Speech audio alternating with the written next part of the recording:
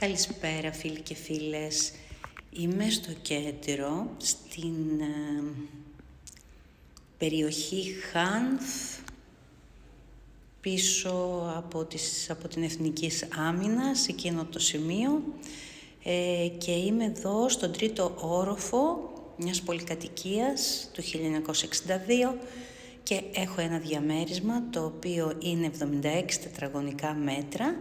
Θέλει όλο ανακαίνιση, έχει ένα σαλόνι, ένα προχόλ, ένα δωμάτιο μπροστά, αυτά είναι πρόσωψη, το μπάνιο, μια κουζίνα πίσω και ένα δωμάτιο πίσω. Αυτό είναι το σπίτι όλο, δηλαδή μπορεί να γίνει μια σαλοκουζίνα με 3 δωμάτια και μπάνιο ή να χωριστεί αν θέλει κάποιος. Δεν υπάρχει καταστατικό και μπορεί να χωριστεί, εφόσον κάποιος θέλει να το κάνει επενδυτικό ακίνητο. Υπάρχουν και μερικά τέτοια σπίτια στο καλό κέντρο.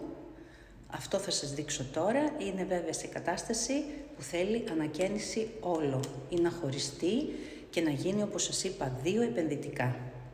Ξεκινάω να σας δείξω. Το χολ, το σαλόνι, μπροστινό μπαλκόνι μεγάλο που ενώνεται με αυτό το δωμάτιο, είναι μπροστά όλο το μπαλκόνι και από εδώ βλέπεις, επειδή είναι τρίτος, έχει και θέα θάλασσα.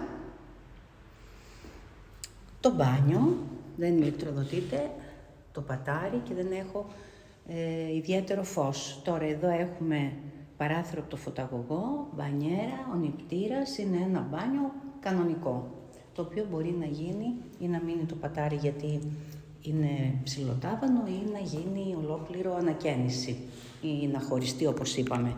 Εδώ έχουμε μπαλκόνια πίσω, το ένα είναι της κουζίνας, αυτή είναι η κουζίνα, είναι μεγάλος χώρος. Αν μεταφερθεί μπροστά ή αν κοπούν 2, γίνονται 2 άνετα διαμερισματάκια γιατί η είσοδος είναι στη μέση και τα υδραυλικά είναι στη μέση. Και τέλος, επειδή είναι διαμπερές, πίσω μπρος έχει μπαλκόνια, αυτό είναι το τελευταίο μεγάλο δωμάτιο που βλέπεις στο πίσω μπαλκόνι της οικοδομής. Realearth.gr για να δείτε τα ακίνητα που έχουμε στο κέντρο και τα οποία περιμένουν να επικοινωνήσετε μαζί μου και να δείτε τα ακίνητα που πωλούνται και που ενοικιάζονται. Realearth.gr για να δείτε και αυτό το ακίνητο, το οποίο είναι ένα επενδυτικό, είτε για να γίνει ένα ολόκληρο σπίτι για κάποιον που θέλει, είτε να το κάνει επενδυτικό και να το χωρίσει. Μπορεί να το χωρίσει, δεν έχουμε καταστατικό, οπότε άνετα χωρίζει.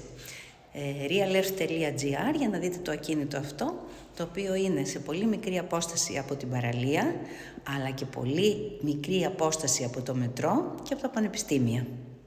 Είναι ιδανικό σημείο για επενδυτικό ακίνητο. Γεια σας!